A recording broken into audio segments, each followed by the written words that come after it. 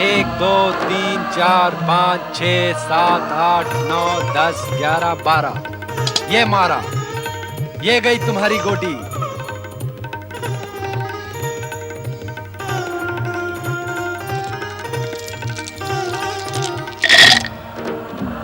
सोच के रही हो देवी, तुम भी कौड़ी फेंको। आप समझते हैं कि भाग्य केवल आप ही का साथ देगा? अवश्य। जब तक सौभाग्यशालिनी देवी पार्वती हमारे साथ रहेंगी, तब तक भाग्य तो हमारा ही साथ देगा।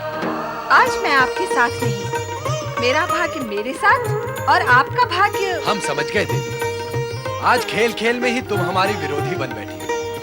किंतु हमने भी निश्चय कर लिया है कि आज तो तुमको हरा कर ही रहेंगे। कौड़ी फेंको।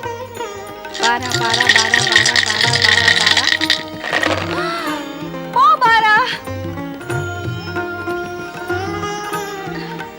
1 2 3 4 5 6 7 8 9 10 11 12।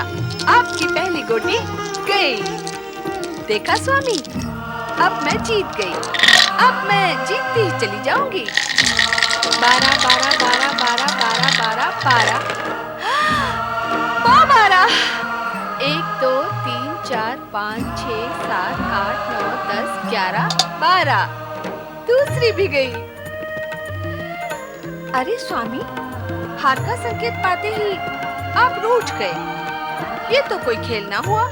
तुम ही कौड़ी फेंककर जीतती जा रही हो। एक बार कौड़ी फेंककर मुझे देना चाहिए। जो जीतता है कौड़ी वही फेंकता है। जब आप जीते थे तो कौड़ी मुझे क्यों दी थी? स्वयं क्यों नहीं फेंकी? यह हमारी उदारता थी जो हमने तुम्हें अवसर दिया, किंतु तुमने हमारी उदारता का अनुचित लाभ उठाया। खेल में उदारता महंगी पड़ती है। 12 12 12 12 12 12।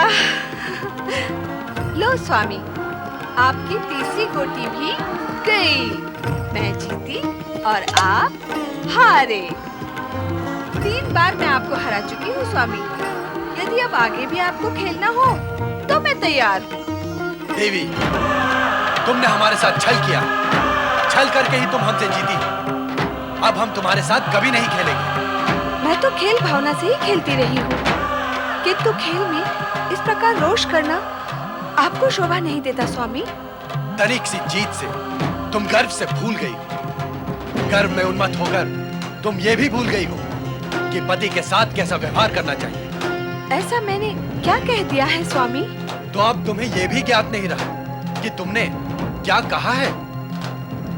भूल करने वाले को इस सत्य का ज्ञान यदि हो कि वो जो कर रहा है वो भूल है, तो वह कदापि ऐसा करे ही नहीं। किंतु अज्ञान और अहंकार के भाव प्रबल होने पर किसी भी प्राणी को यह भान नहीं होता कि वो भूल कर रहा है। कहे तो स्वामी, इस समय मुझसे क्या भूल हुई है? क्या खेल में आपसे जीत जाना मेरी भूल है? अपनी जीत की चर्चा करना क्या मेरी भूल है? इस समय हम तुमसे इस विषय में चर्चा करना उचित नहीं समझते। आप व्यर्थ ही व्यग्र हो रहे हैं स्वामी। अच्छा, तो अब हम व्यर्थ भी कुछ कार्य करते हैं? मेरा अभिप्राय यह नहीं है स्वामी। हम तुम्हारा अभिप्राय बहुत समय से समझ रहे हैं। तुम हमें बहलाने का प्रयत्न न करो। पति का मन बहलाने का अधिकार तो पत्नी का ही होता है स्वामी, और जगत जानता है कि मैं आपकी पत्नी हूँ।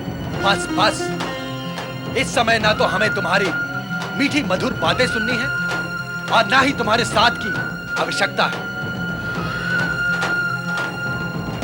आपको मेरे साथ की आवश्यकता नहीं है तो फिर मैं इसी समय कैलाश छोड़कर अन्यत्र कहीं चली जाती हूँ। फिर आप मुझे ढूंढने की चेष्टा न करना।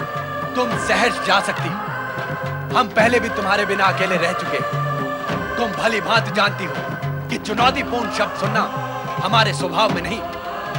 वैसे भी तुम्हारे साथ इतने समय तक रहकर हम अपनी स्वतंत्रता खो चुके थे। अच्छा ही हुआ, तुम्हारे जाने के पश्चात हम फिर से स्वतंत्र हो जाएंगे। स्वामी,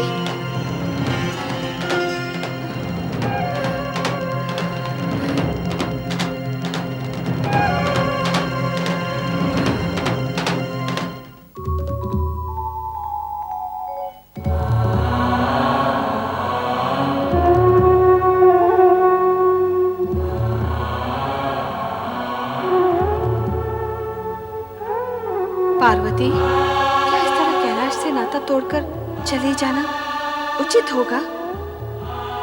अपने पुत्र समान नंदी और शिवगणों का भी विचार नहीं आया तुम्हें? तुम्हारे न होने पर उनकी क्या स्थिति होगी? अब कैलाश से चलकर आई हूं तो लौटकर कैसे जा सकती हूँ? नंदी और शिवगण की चिंता करने की मुझे क्या आवश्यकता है? उनकी चिंता करने वाले शिव शंकर तो कैलाश पर बैठे ही हैं ना।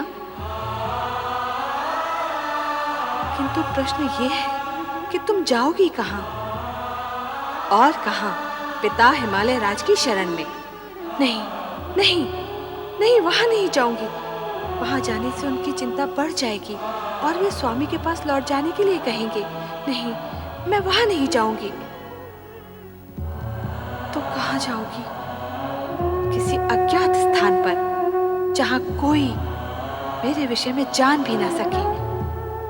किंतु शिव तो अंतर्यामी है, तुम उनसे कैसे छिपी रह सकती हो? वे जान ही जाएंगे कि तुम कहां हो। जानते हैं तो जान ले। मेरा भी दृढ़ निश्चय है कि मैं इस बार सरलता से कैलाश नहीं लौटूंगी। वे मना मना कर थक जाएंगे, फिर भी नहीं लौटूंगी। मैं कैलाश नहीं लौटूंगी, नहीं लौटूंगी, नहीं लौटूंगी।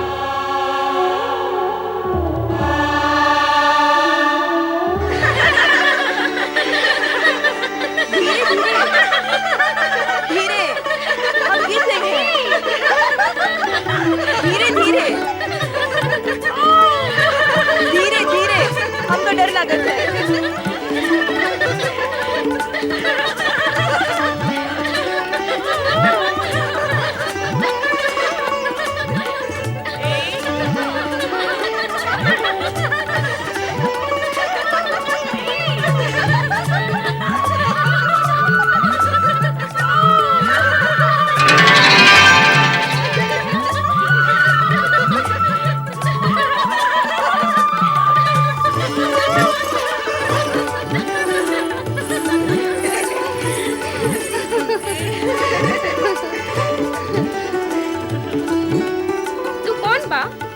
कहाँ से आवत हो? हमारा नाम पर्वतिया है। यहाँ से तनिक दूर हिमवा गांव में हम रहत हैं। मरदवा से तनिक कहा सुनी हुई गई तो हम रूट कर यहाँ चले आए। का हमका आपन संग रखो?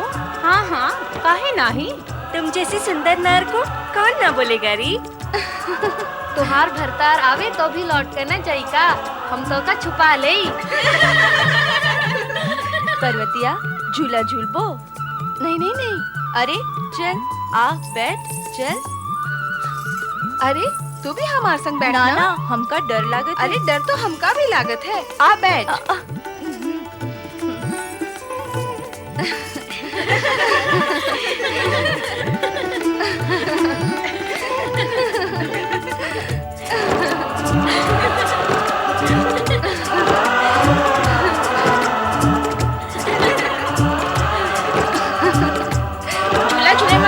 बहुत चतुर है।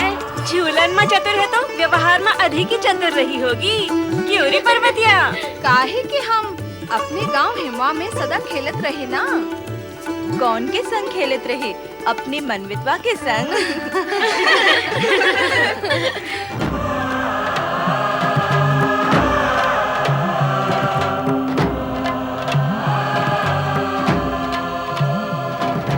आपको मेरे साथ की आवश्यकता नहीं है तो फिर मैं इसी समय कैलाश छोड़कर अन्यत्र कहीं चली जाती हूँ। फिर आप मुझे ढूंढने की चेष्टा न करना। आपको मेरे साथ की आवश्यकता नहीं है तो फिर मैं इसी समय कैलाश छोड़कर अन्यत्र कहीं चली जाती हूँ। फिर आप मुझे ढूंढने की चेष्टा न करना।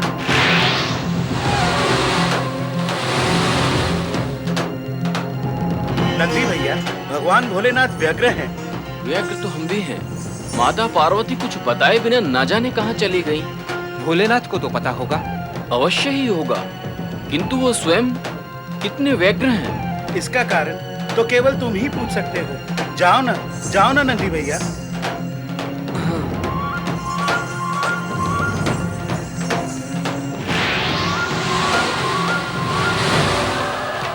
जय शिव शंकर।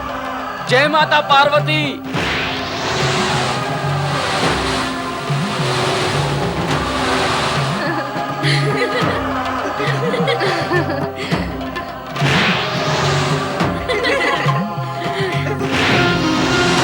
आंखें खोले भोलेनाथ, और ये बताएं कि आप इतने व्यग्र क्यों हैं? माता पार्वती कहाँ हैं?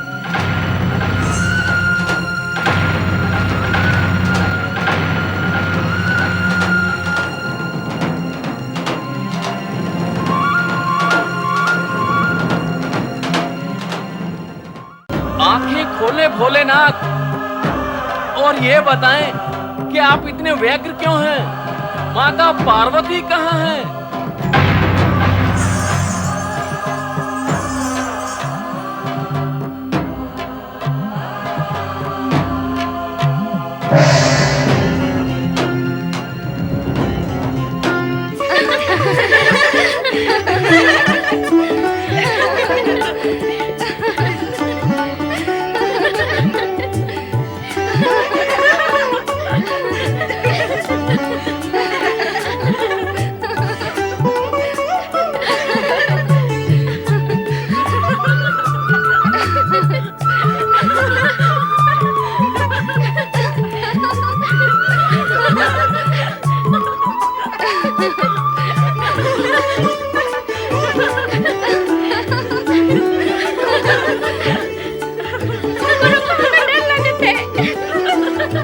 अरे अब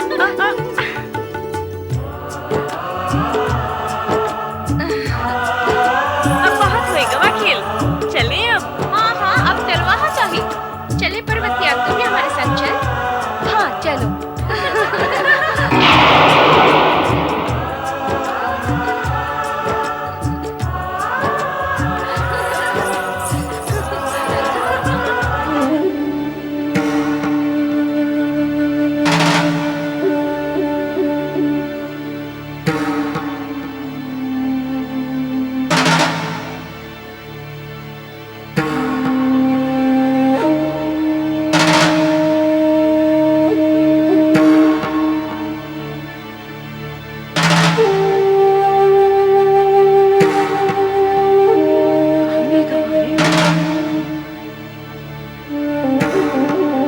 चल रही पर्वतिया, यहाँ खड़ी खड़ी का देखत है। चल कुटिया में चल।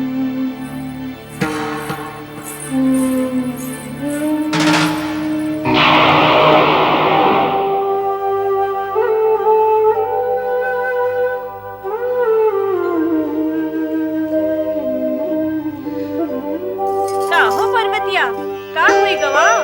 का हमका? नहीं तो का हमका? वहाँ तो अच्छी चंगी भली खेलत रही, यहाँ आवत के का हुई गवा? का मनमितवा की सुझाई गई? नारी ना, ऐसा कछु ना। हम बहुत दिनों बाद खेलत रहे ना, तो तनिक थकी गए। तनिक विश्राम कर ले तो ठीक हो जावेगा। काहे झूठ बोलत है री पर्वतिया? खेल कूद से भला कहीं थकान लागत है। तू बहाने काहे बनावत है?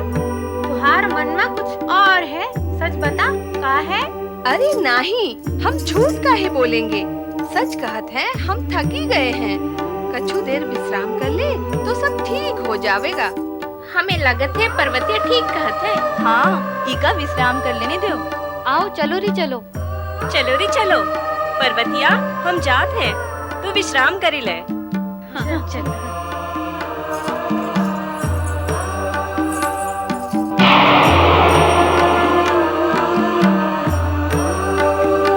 देवी पार्वती,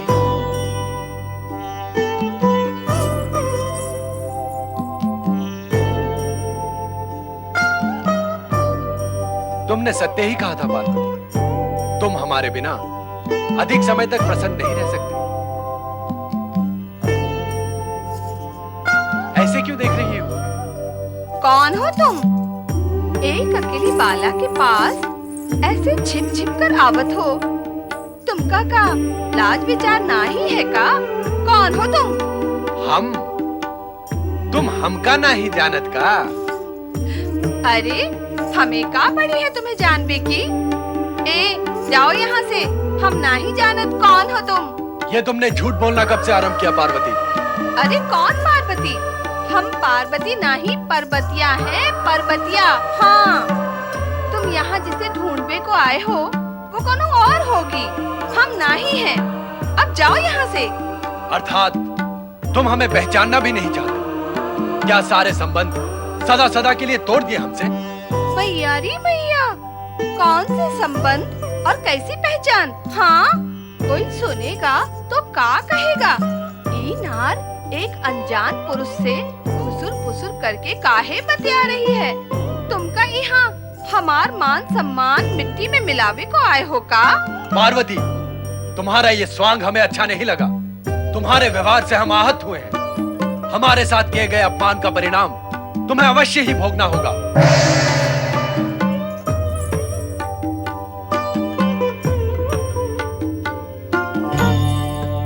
क्या सोच रही है महारानी जी? सोच रही हूँ, पुत्र की माता को संभवतः इतना नहीं सोचना पड़ता है जितना पुत्री की माता को सोचना पड़ता है। माता पुत्र की हो अथवा पुत्री की, संतान के लिए सोचना तो लगा ही रहता है महारानी जी। ऐसा नहीं है, पुत्र तो सदा माता के पास ही रहता है, इसलिए माता का मन आश्वस्त रहता है। किंतु पुत्री का विवाह होने के पश्चात वो तो माता की आंखों से दूर हो जाती है, इसलिए उसके सुख दुख की चिंता बिना आहट के मन में प्रवेश करती ही रहती है। तो यूं कहो पुत्री पार्वती की याद पीड़ित कर रही है महारानी जी को। बहुत दिन हो गए ना उसे देखे हुए, उसे भी तो हमारी सुध नहीं आई। महारानी जी, पुत्री अपने पति के घर जाकर उसी की हो जाती है, फिर माता पिता का उस पर कोई अधिकार नहीं रहता। कोई अधिकार नहीं रहता? किस अधिकार की चर्चा कर रही हैं आप? अब तो पति का भी आपकी पुत्री पर कोई अधिकार नहीं रहा है। वो हमसे रूठ कर चली गई और अब हमें पहचानना तक नहीं चाहती।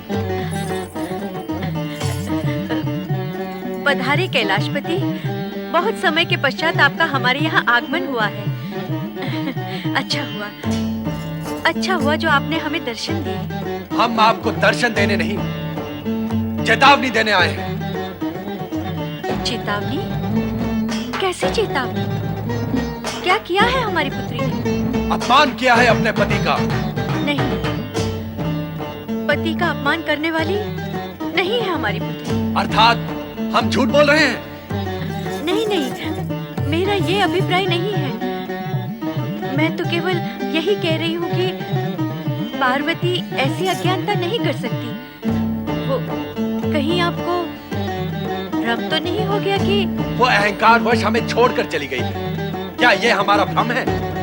हम जब उसे मनाने गए तो उसने हमें पहचानना तक आवश्यक नहीं समझा। क्या ये हमारा भ्रम है?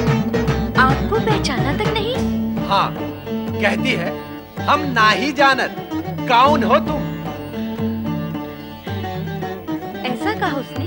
अरे और भी बहुत कुछ कहा रहा।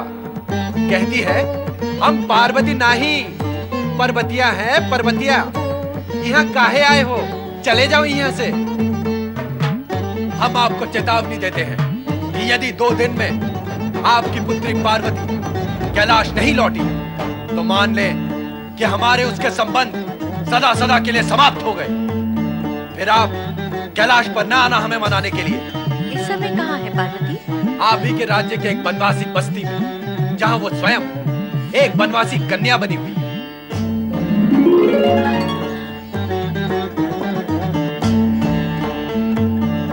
तुरंत पार्वती को खोजना होगा। ऐसा लगता है कि हमारे स्वामी और स्वामी दोनों एक दूसरे से रूठकर पता नहीं कहाँ चले गए हैं। हमें पता भी तो नहीं कि वे गए कहाँ हैं। हाँ, पता होता तो जाकर उन्हें मना लेते। नारायण नारायण।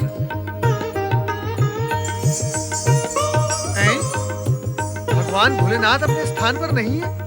मैं यहाँ उनके दर्शन करने आया हूँ और वे ही अपने स्थान पर नहीं है। नंदी महाराज, भगवान भोलेनाथ है कहाँ? देव ऋषि, आपसे निवेदन है कि आप पता लगाकर मुझे भी बताएं कि भगवान भोलेनाथ कहाँ हैं। अर्थात तुम भी नहीं जानते कि भगवान भोलेनाथ कहाँ है? और उदास दिखाई दे रहे हो। अच्छा ये तो बताओ कि माता पार्वती कहाँ हैं? उनका भी पता नहीं। दोनों ही कैलाश से अदृश्य हैं। देवर्षि, आप दोनों का पता लगाने की कृपा करें। ये तो चिंता का विषय है कि दोनों का ही पता नहीं है, किंतु मैं अवश्य दोनों का पता लगाकर तुम्हें सूचित करूंगा। वैसे नंदी महाराज, भगवान भोलेनाथ और माता पार्वती अधिक समय तक कैलाश से दूर नहीं रह सकते। नारायण नारायण। जगत पिता शिव एवं जगदम्बा पार्वती स्वयं से भी अधिक समय तक दूर दूर नहीं रह सकते थे। कैलाश तथा स्वयं से भी दूर रहना तो मात्र नित्य नवीन स्वरूप में घटने वाली शिवलीला का एक नवीन अध्याय है, जिसके मध्यांतर के उपरांत शिव पार्वती के अतिरिक्त नवीन पात्र के रूप में महान शिव भक्त नर्तकी महानंदा भी सम्मिलित हो गई। महानंदा आज भी सदा की भांति तन्मय होकर शिव पूजा में संलग्न है। ओम नमः शिवाय, ओम नमः शिवाय, ओम नमः शिवाय।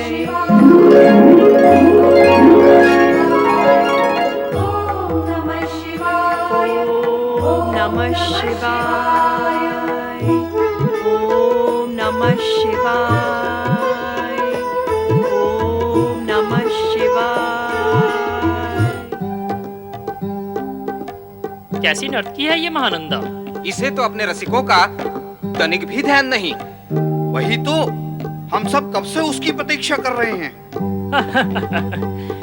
कितने व्याकुल हैं हम लोग उसका नृत्य और रूप सौंदर्य देखने के लिए। एक हम हैं जो उसके रूप का रसास्वादन करने आए हैं, और एक वो है जो शिव भक्ति में लीन है। पर ये मानना पड़ेगा रसिकमणि कि महानंदा की शिव भक्ति की चर्चा और कीर्ति दूर दूर तक पहुंच चुकी है। वो सत्य है तो यह भी सत्य है कि इसके नृत्य और सौंदर्य की चर्चा सुनकर रसिक जन दूर दूर से यहाँ आते हैं। अर्थात महानंदा में कुछ विशेषता अवश्य है। कुछ विशेषता देखकर यहाँ पर आए हो रसिक महाराज, तो फिर लौट जाओ। अरे परम सुंदरी महानृत्यिका महानंदा में विशेषता के अतिरिक्त अन्य कुछ है ही नहीं। अरे आप यहाँ क्या कर रहे हैं? जाइए महानंदा को बुलाइए। जाइए जाइए। ओम नमः शिवाय। हे शिव शंकर, मेरे मन में सदा ही अपनी भक्ति को बनाए रखना, ताकि दिन और रात मैं आपकी स्तुति व नाम स्मरण करती रहूं।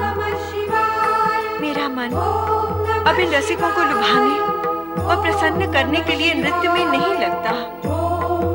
इस रूप व नृत्य विग्रह की आजीविका से मुझे मुक्ति दिलाएं प्रभु। इन रसिकों का मनोरंजन करते करते मेरा मन अब ऊब चुका है महेश्वर।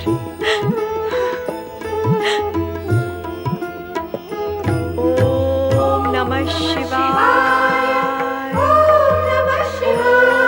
नमः शिवाय, ओम नमः शिवाय, ओम नमः शिवाय।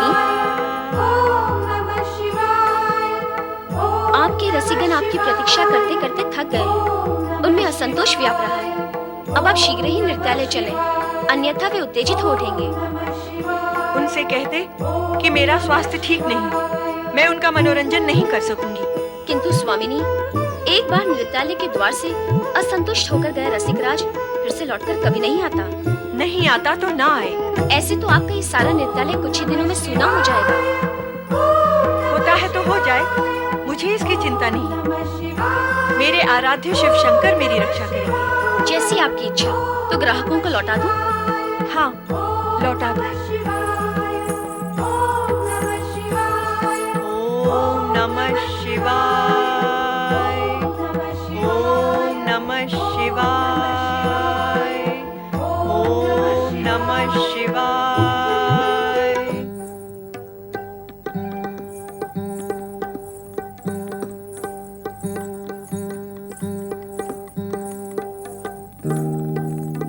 रसिकगण, आज स्वामिनी स्वस्थ नहीं है, अतः नृत्य द्वारा आप जन का मनोरंजन नहीं कर सकते।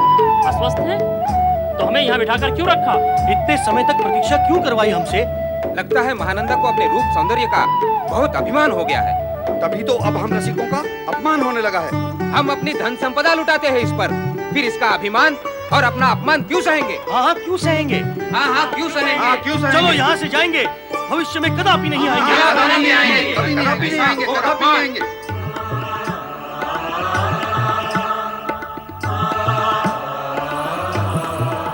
रसिकराज, क्या आपने देवी महानंदा का संदेश नहीं सुना? वे अस्वस्थ हैं, नृत्य नहीं करेंगे। संदेश सुनो, किंतु मैं यहाँ उनका नृत्य देखने नहीं आया हूँ, केवल उनसे भेंट करने आया हूँ। इस समय वे किसी से भेंट नहीं करेंगी। अवश्य करेंगे। मैं महानंदा के रूप सौंदर्य की चर्चा सुनकर दूर देश से आ रहा हूँ और अब उनसे मिले बिना लौटूंगा नहीं। आपने देखा नहीं कि यहाँ बैठे हुए सारे रसिकगण लौट गए हैं? उनमें और मुझ में अंतर है। क्या अंतर है? वे केवल रसिक थे, मैं महारसिक हूं। वे केवल तन सौंदर्य के लोभी थे, मैं मन आत्मा के सौंदर्य का प्रेमी हूं। इसीलिए अब मैं उनसे मिले बिना लौटूंगा नहीं, भले ही मुझे पूरी रात्रि प्रतीक्षा क्यों न करनी पड़े।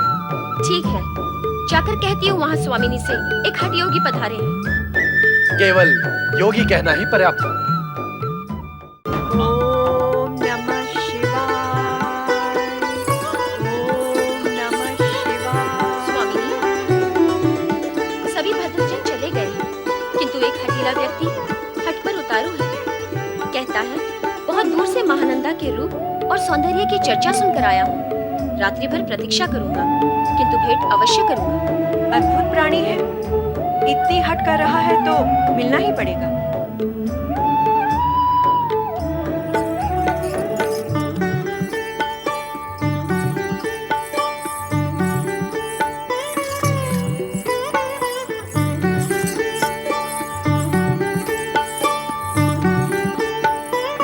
कहिए महाशय, क्या आज्ञा है मेरे लिए?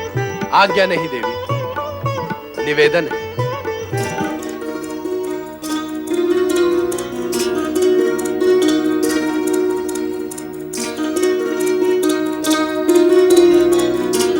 निवेदन? मुझसे? महानंदा, तुम्हारे रूप की जैसी कीर्ति हमने सुनी थी, उससे अनेक गुना अधिक तुम्हें पाया है। तुम्हें देखकर हम अत्यधिक प्रसन्न हुए।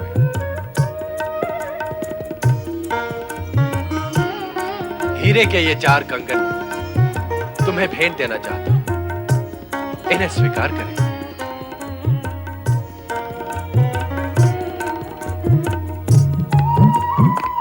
देवी महानंदा, कहिए। तुम्हें हमारी एक इच्छा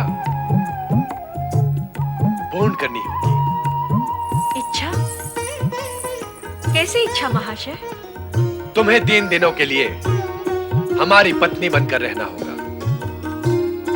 इन 3 दिनों में तुम्हारे नृत्यालय में कोई भी ग्राहक व रसिक नहीं आएगा। किंतु महाशय, इन 3 दिनों का पारिश्रमिक भी मैं तुम्हें दूंगा। कहो, स्वीकार है? हाँ, स्वीकार है। देवी, यह रत्न निर्मित शिवलिंग मुझे अपने प्राणों से भी अधिक प्रिय है। तुम्हें 3 दिनों के लिए इस शिवलिंग को अपने पूजा घर में रखना होगा। जब मैं लौट के जाने लगूं, तो ये शिवलिंग मुझे लौटा देना।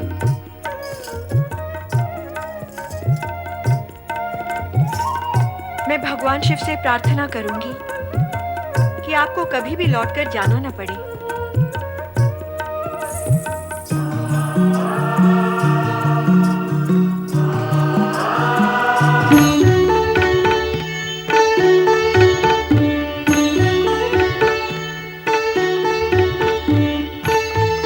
भैया गणेश, बड़े भैया कार्तिकेय,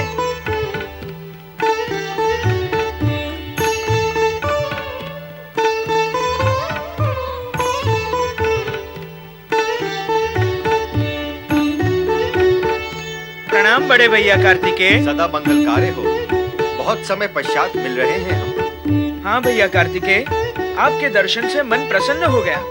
अब कैलाश जाकर माता पिता के दर्शन का भी लाभ हो जाएगा। मैं भी वहीं जा रहा हूँ माता पिता के दर्शन करने।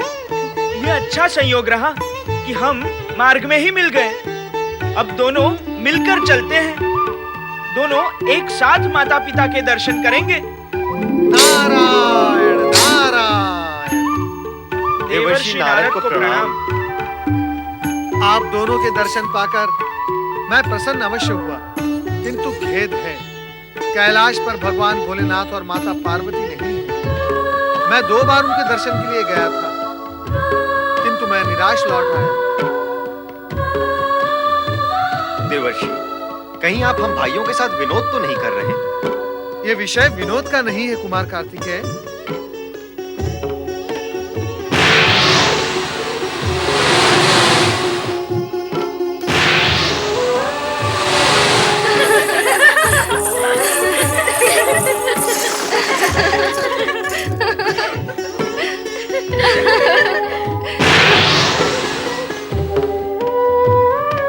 भैया कार्तिकेय, हमारे माता पिता दोनों विचित्र वेशों में विचित्र स्थानों पर पहुंच चुके हैं।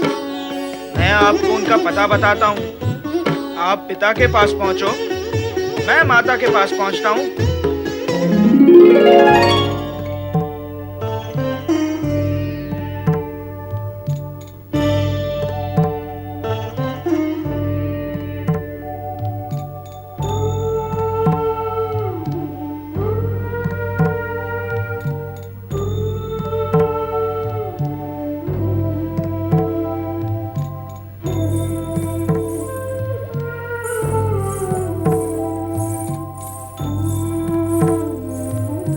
स्वामी, मैं आपकी सेवा में उपस्थित हूँ। दूध लाई हूँ, दूध पान कर लीजिए। स्वामी, आपको पा लेने के पश्चात मैं अपना सब कुछ पिछला भूल जाना चाहती हूँ। मेरा मन केवल 3 दिन के लिए आपकी पत्नी नहीं, जीवन भर के लिए आपके चरणों की दासी बनना चाहता है। नहीं देवी, मुझे तुम्हारी सेवा की आवश्यकता नहीं है। मैं विवाहित और एक पत्नीव्रता हूं। मैं तुम्हारी सेवा ग्रहण नहीं कर सकता। मैं तो केवल तुम्हारी शिव भक्ति की कीर्ति सुनकर एक भक्तिमती नर्तकी के मन की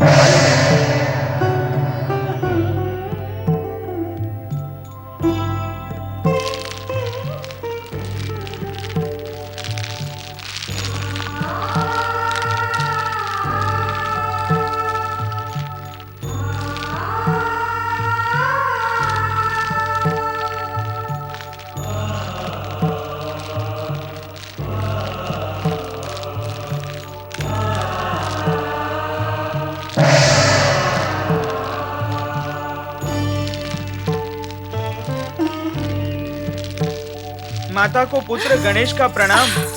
गणेश, भगवान गणेश, हमार गाँव में। किंतु माता, ये आपने कैसा वेश धारण किया है? अरे, हमरे तो भाग्य ही खुल गए। भगवान गणेश जी जो पधारे हैं हमार कुटिया में। बड़े दयावान हो गणेश जी महाराज। भक्तन की सुधि बुद्धि नहीं बिसारत। अर्थात आप मुझे पुत्र के रूप में पहचानना नहीं चाहती? पुत्र? कौन पुत्र और कौन माता? भगवान गणेश जी भगवान, का तुम हमरे संग विनोद करत हो? अरे, तुम हमरे भगवान हो और हम तुम्हार भक्तिन पर्वतिया। आओ पधारो, हम अभी सब सहेलियों को बुलाए लेते हैं। आप हमारी बस्ती में पधारे हो तो हम सब मिलकर तुहार पूजा करीब, तुहार गुण गाइब। अरे ओ चंपा, कनेरी, सुमेरी, सोनेरी, आवा हो आवा, आवा आवा।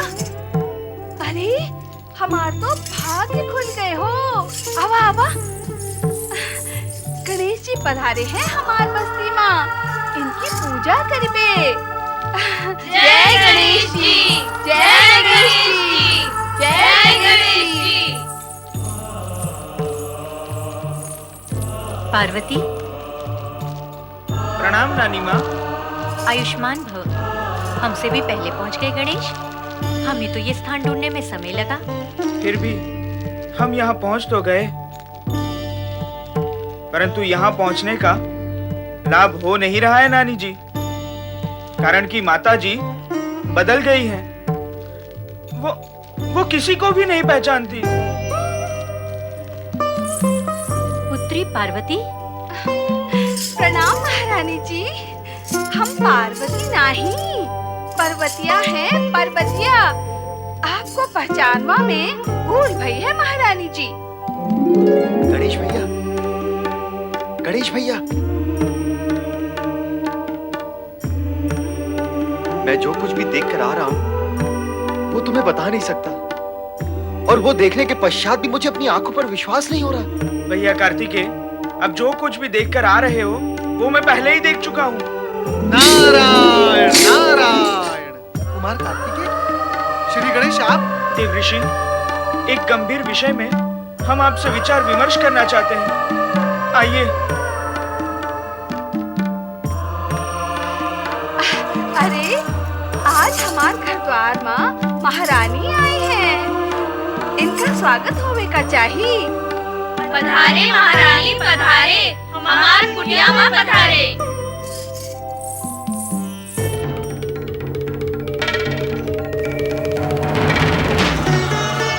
देवर्षि, अब तक तो आपको ज्ञात हो ही गया होगा कि हमारे माता पिता एक दूसरे से रुष्ट होकर अलग अलग स्थानों पर अद्भुत रूप धारण करके पहुंच चुके हैं। नारायण नारायण। ज्ञात तो हो ही चुका है गणपति महाराज, लेकिन विषय आश्चर्य का है कि अभी तक आपकी समझ में शिव लीला का रहस्य नहीं आया। तो वो रहस्य क्या है देवर्षि? उस रहस्य को स्पष्ट करने के लिए ही तो हमें आपके परामर्श की आवश्यकता है। मेरे परामर्श की? हाँ देवर्षि। वो भी आपको? नारायण नारायण। गणपति महाराज, आप तो स्वयं बुद्धि के निधान हैं। भला मैं आपको क्या परामर्श दे सकता हूँ?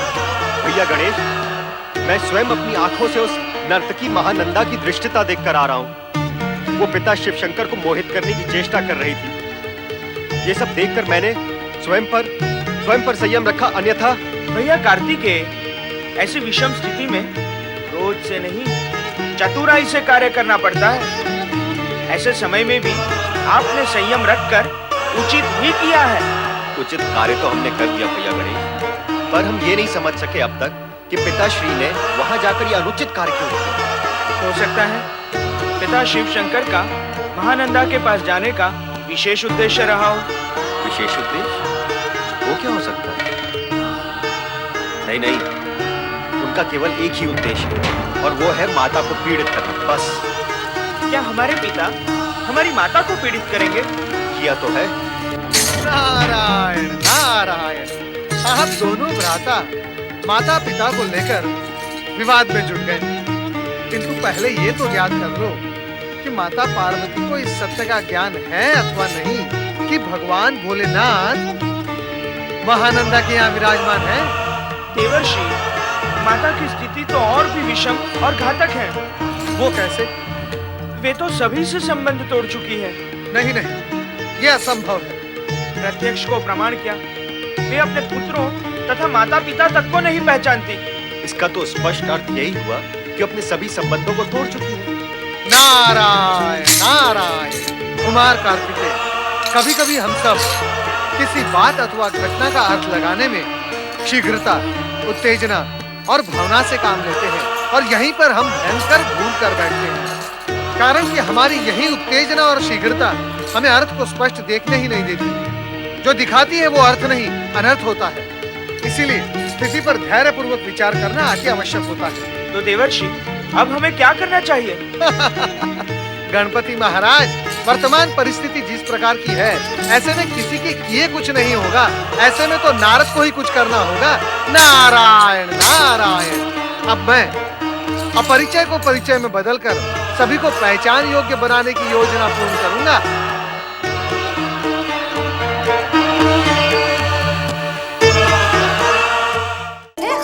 महारानी की।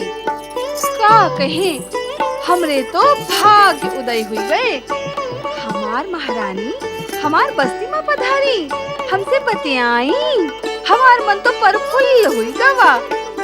इनका बड़ा उपकार भया हम पर। बोलो हमार महारानी की जय। हमार महारानी की जय।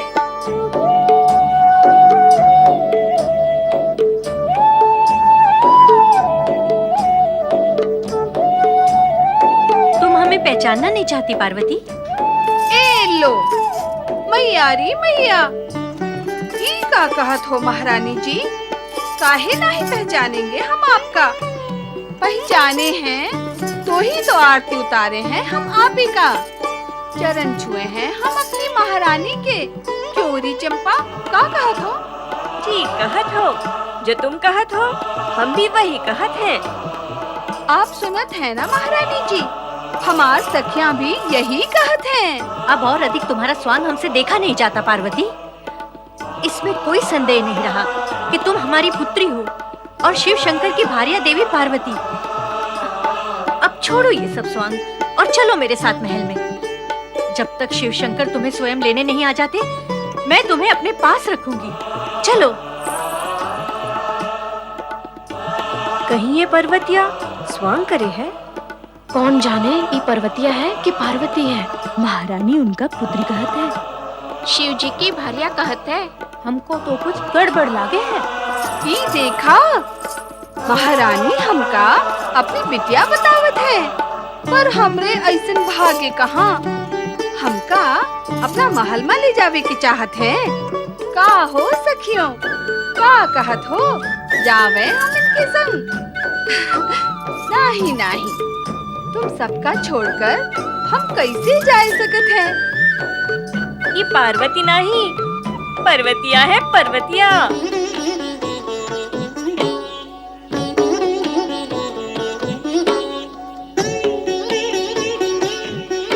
कहीं ऐसा तो नहीं कि इस पार्वती के चेहरे वाली इस पर्वतिया को मैं ही पार्वती समझ रही हूँ?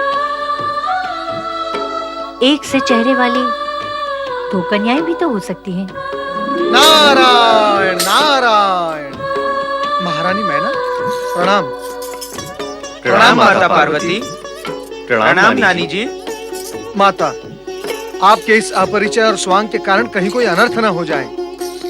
रूठे हुए भगवान भोलेनाथ अत्यंत सुंदर नर्तकी महानंदा के महल में पहुंच चुके हैं, जहां महानंदा उन्हें लुभाने के लिए हर संभव प्रयत्न कर रही है।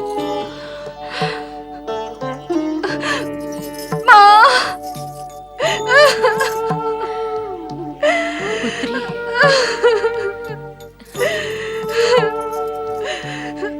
सुना माता आपने? भगवान शिव शंकर मुझसे रुष्ट होकर कहां तक जा पहुंचे हैं। अब मैं क्या करूं माता? मैं क्या करूं? मैं क्या करूं?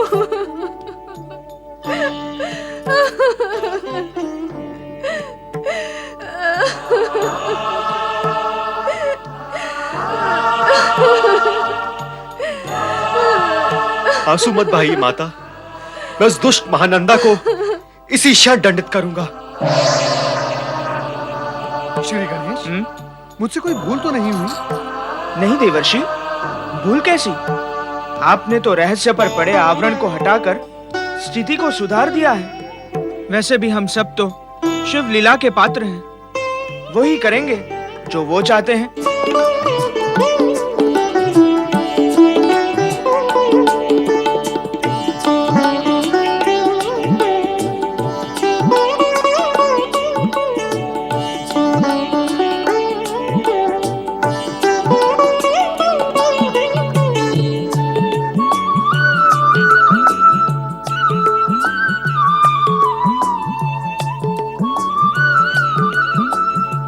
क्या बात है महानंदा, तुम्हारे सुंदर मुखमंडल पर उदासी के बादल क्यों मंडरा रहे हैं?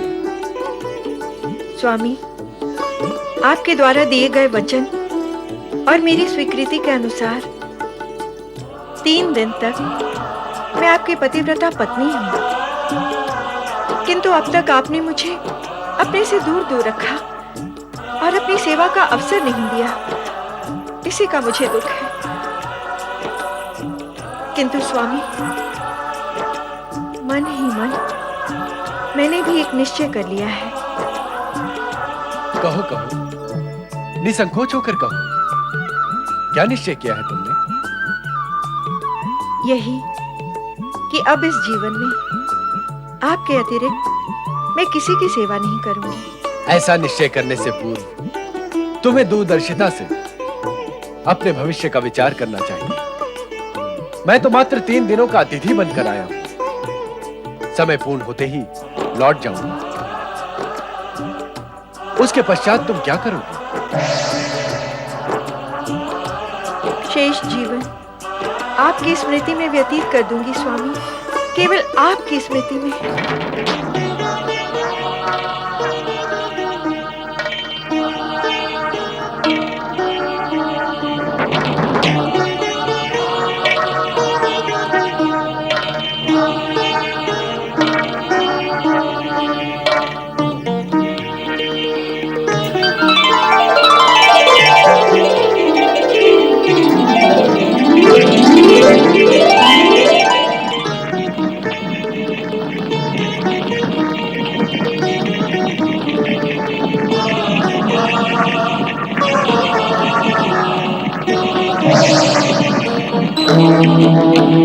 अग्नि, मेरे पूजा घर में अग्नि कैसे लगी?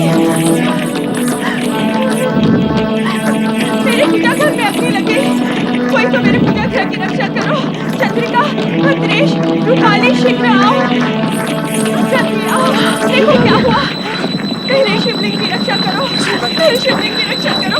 तुम लोग खड़े खड़े मुझे क्या देख रहे हो? चल लेके आओ। छोड़ दो मुझे, छोड़ दो मुझे, छोड़ दो मुझे। रुक जाइए।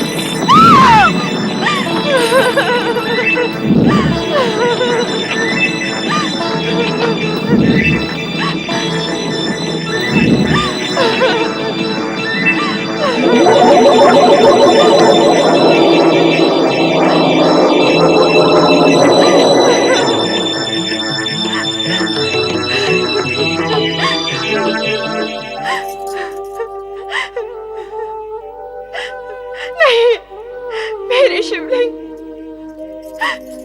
हे विधाता, हे शिव शंकर, ये क्या हो गया? जिस शिवलिंग के सम्मुख बैठकर मैं शिव आराधना करती थी, वे शिवलिंग भस्म हो गए। मेरे आराध्य के प्रति मेरे शिवलिंग भस्म हो गए। ये कैसा अनर्थ हो गया महेश्वर। रत्नों के शिवलिंग की रक्षा भी मैं न कर सकी। अग्निदेव का ये कैसा प्रकोप है। ये मेरे किस अपराध का दंड है।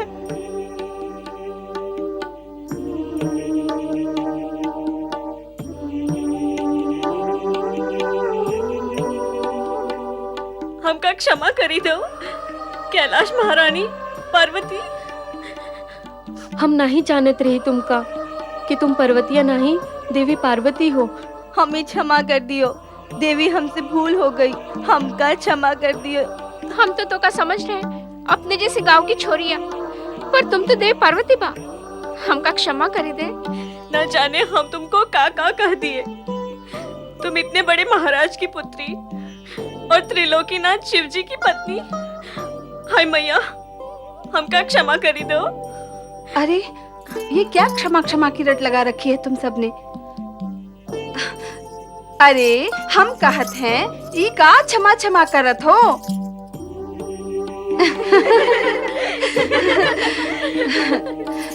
तुम सबने मेरे साथ वैसा ही व्यवहार किया जैसा मैं चाहती थी। तुम्हारा मन स्वच्छ और प्रेम भरा ना होता तो मैं तुम्हारे पास आती ही क्यों। नारद, तुम्हारी नारायण भक्ति पर मुझे तो विश्वास ही नहीं रहा। कहते कुछ हो, करते कुछ और ही हो। मेरा अपराध बताए माता। नारद, क्या यह अपराध नहीं कि दिन रात नाम नारायण का भजो और कार्य शिव पार्वती के करो? मुझे तो लगता है कि इस समय भी तुम यहाँ शिव पार्वती की समस्या को लेकर ही आए हो। श्री हरि, माता लक्ष्मी के वाग बाणों से कृपया आप मेरी रक्षा करें। मैं तो भगवान भोलेनाथ, श्री हरि विष्णु और परमपिता ब्रह्मा जी का चरम सेवक हूँ, और ये तीनों ही मेरे लिए समान रूप से पूज्य भी हैं। किंतु नारद, इस समय तुम्हारे चेहरे की चिंता से तो शिव पार्वती के चित्र ही उभर रहे हैं। आपने सत्य कहा माता। मैं इस समय भगवान भोलेनाथ तथा माता पार्वती के मध्य उत्पन्न मतभेद के कारण चिंतित हूँ। भला भगवान भोलेनाथ से उनकी शक्ति कब तक दूर रह सकती है? श्री हरि, अब तो आप ही इसका समाधान निकाल सकते हैं। हाँ नारद, खेल खेल में शिवलीला आरंभ हुई और दुखद स्थिति तक जा पहुंची। श्री हरि, इस शिव लीला का अंत भी तो होना चाहिए। दोनों के मिलन के साथ ही शिव लीला भी समाप्त हो जाएगी नारद। अर्थात शिव लीला के समाप्त होते ही भगवान भोलेनाथ तथा माता पार्वती का मिलन हो जाएगा? भविष्य में अवश्य हो जाएगा, किंतु वर्तमान में तो दोनों में से एक भी झुकने को तैयार नहीं है नारद। किंतु श्रीहरि, त्रिदेव तो सदा जगत को यही कहते आए हैं कि झुकाने के लिए झुकना अति आवश्यक है। मैं तो परमपिता ब्रह्मा जी से यही निवेदन करके आ रहा हूँ कि वे और आप यदि प्रयास करें तभी समस्या का समाधान निकल सकेगा।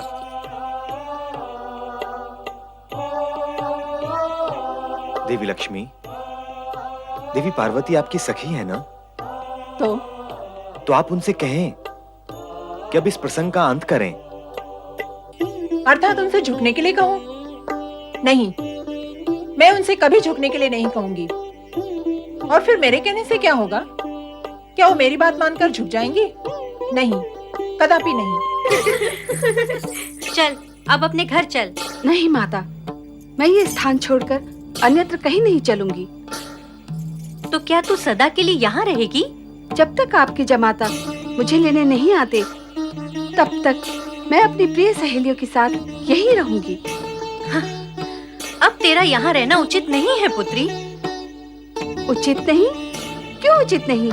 क्योंकि तुम्हारे कारण अब इन्हें कष्ट होगा। अब तक नहीं हुआ तो अब क्यों होगा इन्हें कष्ट? इसलिए कि अब तक तू पर्वतिया थी, अब पार्वती हो। अब तक इनके मन में तुम्हारे लिए बहन और सखी का भाव था, किंतु अब पूज्य भाव जागृत हो जाएगा, जो पग पग पर इनके लिए संकोच के कारण कष्ट का कारण होगा। नहीं महारानी, हमरे लोग का कोनो कष्ट नहीं हुई। ये तो तुम प्रेम और सम्मान वश कह रही हो, किंतु व्यवहारिक सत्य तो यही है कि पार्वती के यहाँ रहने से तुम सभी को कष्ट होगा, और फिर पार्वती को अपने पति के घर जाना चाहिए। कब तक यहाँ रहेगी? वहाँ तो जाना ही होगा। मैंने कहा ना माता, जब तक तुम्हारे जमाता। सुन लिया, पर वो तुझे मनाने आए, इसके लिए उन्हें मनाने कौन जाएगा? क्या मैं उन्हें जाकर मनाऊं और कहूं, जमाता राज मान जाइए, मेरी पुत्री को मनाने चलिए? अरे, इतने समय से तुम्हारे संग सहेली बनकर रही है पार्वती, इसे समझा नहीं सकती कि इसे यहाँ से जाना चाहिए? हम इनको यहाँ से जावे को कहें, ऐसा भला कोई कह सकत है? यहाँ से जाने के लिए ना कहो, अपने माता पिता के घर जाने का अनुरोध करो, ताकि वहाँ से इसके पति के घर भेजने की व्यवस्था की जा सके। तुम सब इसकी सहेलियां हो ना, इसका हित नहीं सोचोगी? अब माने जाओ देवी पार्वती, महारानी जी की बात मानी जाओ। हाँ देवी, माता का कहना माने में भला हुई वे। हमको तो आपका सुख विचारे का ही है देवी पार्वती। सुन लिया पार्वती, अब तक जो तेरी सखियां थी, अब उनमें सखी भाव नहीं रहा है, आदर भाव जागृत हो चुका है। वो तुझे पर्वतिया कहकर नहीं पुकार रही हैं, देवी पार्वती कहकर पुकार रही हैं। अब भला तू यहाँ कैसे रह सकती है? रहूंगी, अवश्य रहूंगी। मैं इनके साथ सखी भाव से ही रहूंगी, पर्वतिया बनकर रहूंगी। पर तुझे यहाँ से चलना तो होगा ही। चलूंगी, किंतु समय आने पर। लगता है शिव शंकर के पास जाकर उन्हें मनाने और यहाँ लाने के अतिरिक्त अन्य कोई और उपाय नहीं। अब यही करना होगा पार्वती। संतान के सुख के लिए माता पिता को क्या क्या नहीं करना पड़ता।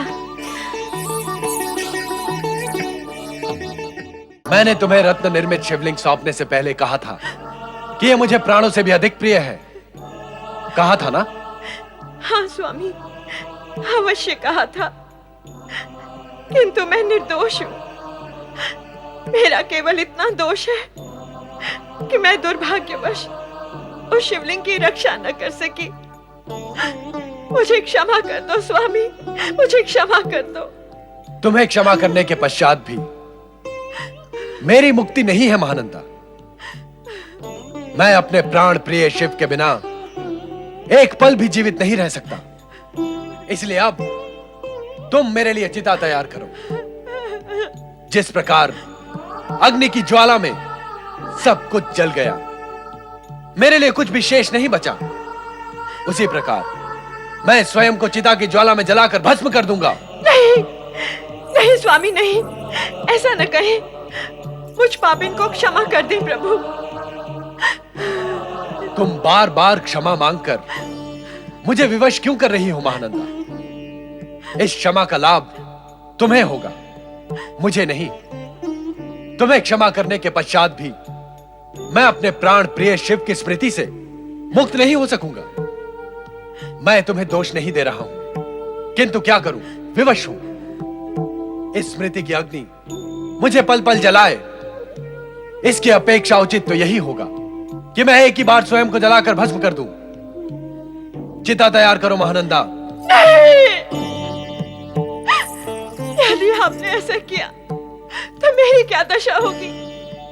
क्या मैं जीवन भर प्रायश्चित की अग्नि में नहीं जलती रहूंगी? तुम्हें किसी भी प्रकार से पीड़ित करना मेरा उद्देश्य नहीं है महानंदा।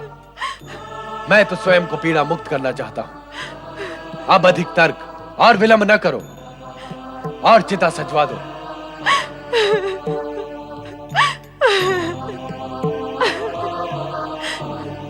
जैसी आपकी इच्छा स्वामी। नहीं महेश्वर, नहीं, ऐसा कदापि न करना। अनर्थ हो जाएगा, जगत का प्रवाह रुक जाएगा, सृष्टि की गति मंद होकर बंद हो जाएगी। प्रभु, क्या हुआ ब्रह्मदेव? क्या करने जा रहे महेश्वर? क्यों जगत का प्रभाव रुक जाएगा? तुम्हारे प्रश्नों का सूत्र दूर तक जाता है देवी। मैं क्या क्या बताऊं? जहाँ तक भी जाता हो यह सूत्र, किंतु जो है वे तो बताएं। जिस व्यग्रता और विकलता से आपने महेश्वर को संबोधन किया है, उससे तो ऐसा प्रतीत होता है कि कुछ अप्रिय घटित होने जा रहा है। तुम्हारा अनुमान सही है देवी। भगवान भोलेनाथ सोमसेन के मानवीय रूप में जलती चिता में प्रवेश करना चाहते हैं। क्यों? क्यों? क्यों करना चाहते हैं वे ऐसा? देवी, तुम तो जानती ही हो कि भगवान शिव की लीला अत्यंत विचित्र और न्यारी होती है। शिव तो स्वयं अति विचित्र और न्यारे हैं, तो उनकी लीलाएं न्यारी क्यों नहीं होंगी? पूर्ण रूप से ये महानंदा के उद्धार का प्रसंग है, किंतु शिव पार्वती विवाद की पृष्ठभूमि पर यह प्रसंग खड़ा है। यदि सोमसेन रूपी महेश्वर को इस समय रोका न गया तो स्थिति उलझ जाएगी। प्राण त्यागने की तैयारी? हाँ माता, सोमसेन के रूप में। किंतु ये सब करने की आवश्यकता ही क्या है? शिव की विचित्र लीलाएं कब और कहां आवश्यक होती हैं, इसका निर्णय वो स्वयं ही कर सकते हैं। लगता है सखी पार्वती को पीड़ित करने के लिए भोलेनाथ ने सोमसेन का रूप धारण किया है और अब चिता पर बैठकर प्राण त्यागने का उपक्रम कर रहे हैं। इस कथा में अन्य अनेक चरित्र तथा पड़ाव है माता। वर्तमान चिंता का मूल विषय यह है कि भगवान भोलेनाथ सोमसेन अर्थात मानव रूप में हैं। यदि वे मानव रूप में चिता पर बैठकर भस्म हो जाते हैं तो भविष्य में उनका रूप क्या होगा, यह विचारणीय है। स्थिति की गंभीरता को देखते हुए हमें तुरंत वहां पहुंचना चाहिए। हम में मैं भी हूं ना? देवी, हम में 2 से लेकर करोड़ों तक की संख्या समा सकती है। आओ चलें।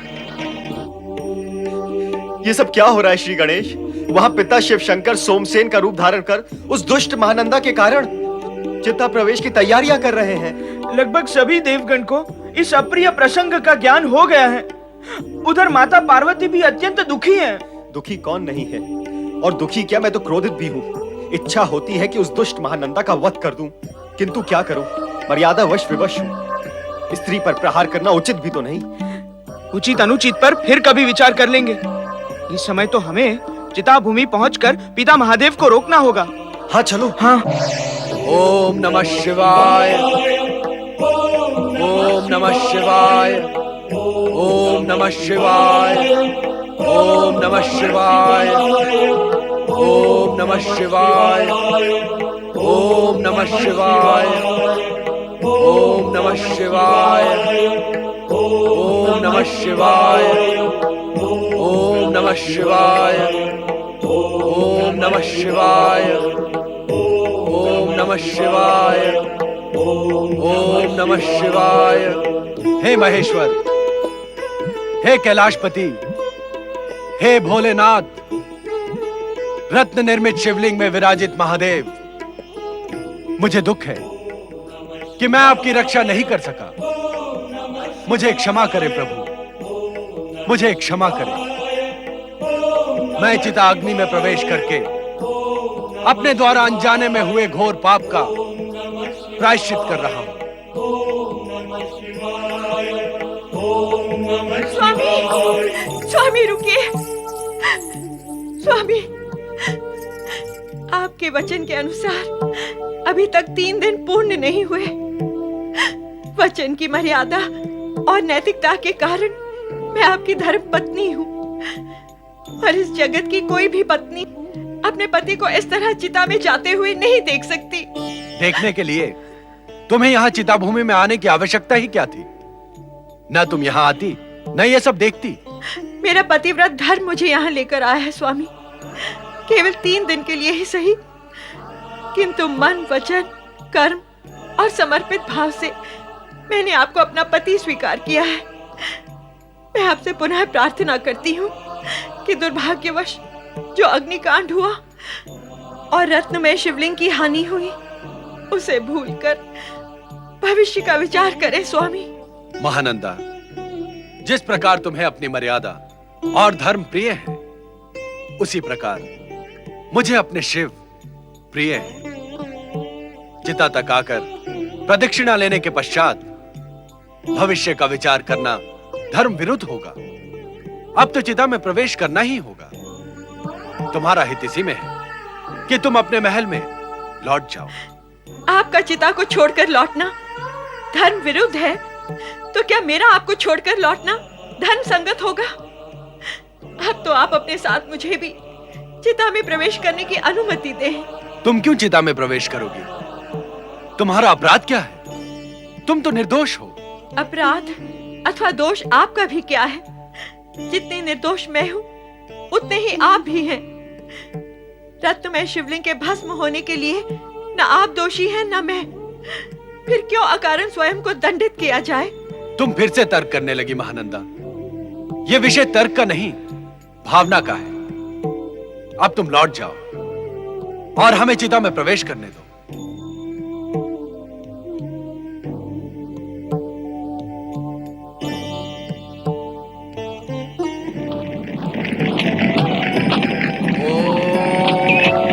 नमः शिवाय। नहीं स्वामी, ओम नमः शिवाय, ओम नमः शिवाय,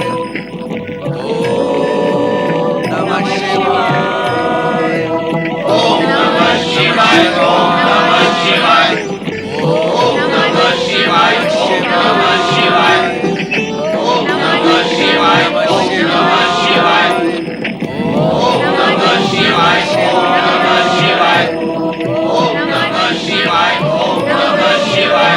ये क्या पिता महादेव, ये क्या किया आपने? शांत हो जाइए भैया कार्तिकेय। क्या ये समय शांति का है?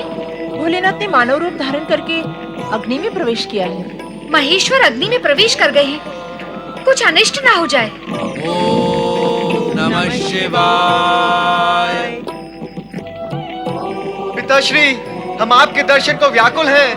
पिता महादेव प्रकट हो। हाँ भोलेनाथ, अपने मूल स्वरूप में दर्शन दें। हम प्रतीक्षा में खड़े हैं भोलेश्वर। ओम नमः शिवाय। दर्शन दे महेश्वर, हमारी पुकार सुनिए देवेश्वर। हे त्रिकालदर्शी प्रकट हो जाएं। ओम नमः शिवाय, ओम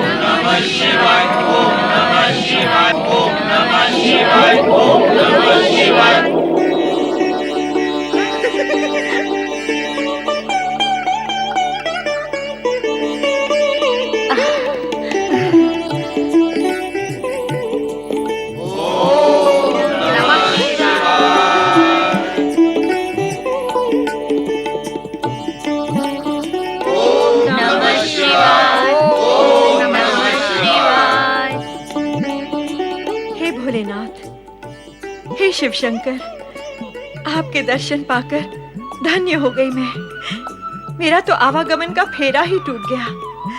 जन्म मरण से मुक्त हो गई मैं।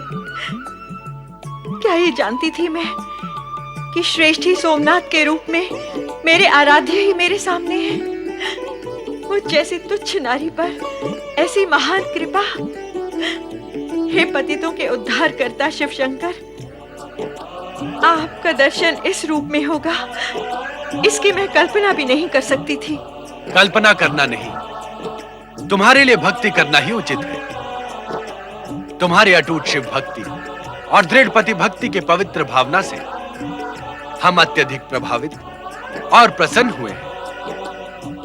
कला व सौंदर्य की भौतिक कृति व आजीविका भी तुम्हें शिव भक्ति और आत्मनीति से विमुख नहीं कर सकी। हम तुम्हें शिवलोक प्राप्ति का वरदान देते हैं।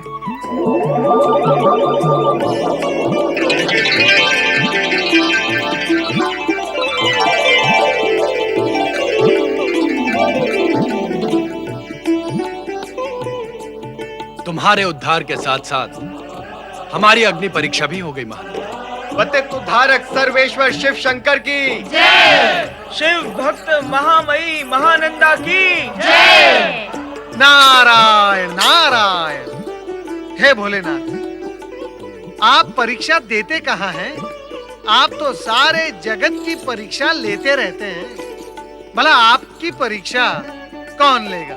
शिव की परीक्षा शिवा तो ले ही सकती है।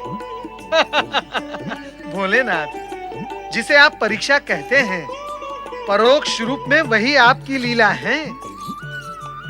सर्वथा विचित्र लीला जो किसी की भी समझ में नहीं आती। पिता महादेव की लीलाएं जब माता पार्वती की ही समझ में नहीं आती, तो अन्य किसी की समझ में आने का प्रश्न ही नहीं उठता। इसके आगे का सत्य ये है कि यदि पति की लीला पत्नी की समझ में नहीं आती, तो पुत्रों की समझ में कैसे आएगी? क्यों भैया गणेश, ठीक कहा ना मैंने?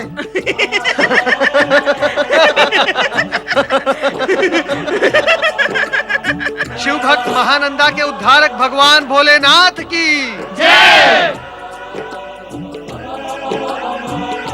आप सभी आदरणीय अतिथिगण को प्रणाम। आप सभी इस समय यहाँ कोई विशेष प्रयोजन?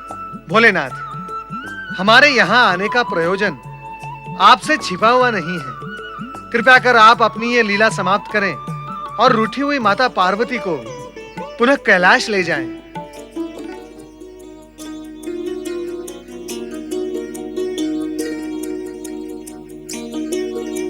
बुद्धि सिद्धि के पति श्री गणेश, हम ये स्पष्ट कर देना चाहते हैं कि हमारे मन में किसी के प्रति कोई दुराग्रह नहीं है, किंतु तुम्हें अपने पिता के गौरव का ध्यान रखते हुए वही करना चाहिए जो तुम्हें उचित प्रतीत हो। हाँ महेश्वर, इस समय वही करना उचित होगा जो दोनों पक्षों के हित में हो। हे शिव शंकर, यदि पार्वती से कोई त्रुटि हो गई हो तो मैं आपसे क्षमा याचना करती हूँ कि आप पार्वती को भी क्षमा कर दें। आप हमसे क्षमा मांगकर हमें क्षमा मांगने के लिए विवश न करें। यदि कोई त्रुटि हुई है तो उसमें हम समान रूप से भागीदार हैं, किंतु अब स्थिति में शीघ्र ही सुधार आएगा। हम सब की ओर से यह कार्य श्री गणेश करेंगे। श्री गणेश की जय।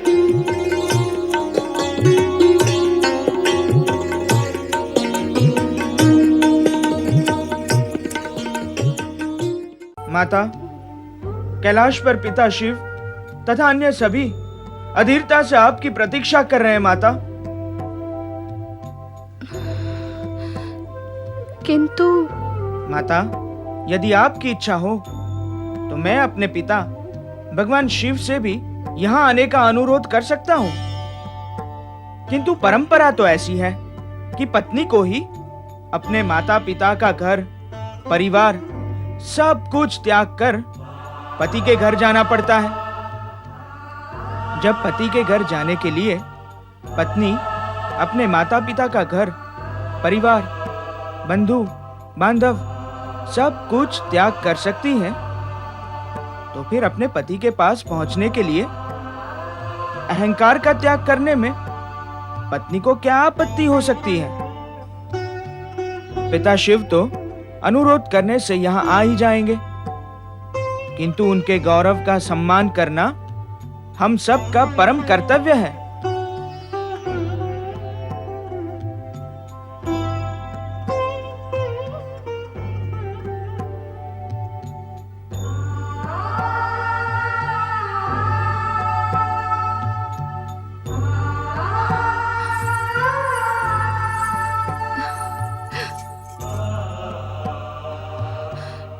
मैं जा रही हूँ, मुझे जाना पड़ रहा है, किंतु तुम सबके लिए मैं सदा पर्वतिया ही बनी रहूंगी। तुम भी मेरी सहेलियां ही बनी रहोगी। मैं तुमसे मिलने अवश्य आऊंगी।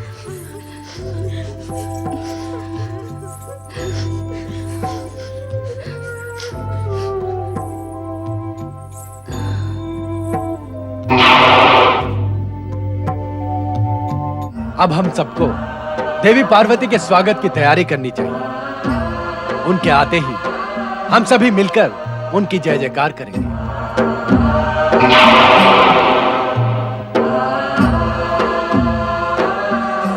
पति परमेश्वराय नमो नमः। शिव शक्ति की लीला ने प्रियजनों को बहुत कष्ट पहुंचाया है देवी। नहीं प्रभु नहीं, किसी को कोई कष्ट नहीं पहुंचा है। सब आनंदित हुए हैं। आप दोनों का पुनर्मिलन ये इस आनंद की चरम सीमा है। पिताश्री, आइए सिंहासन पे विराजिए। आइए माताश्री।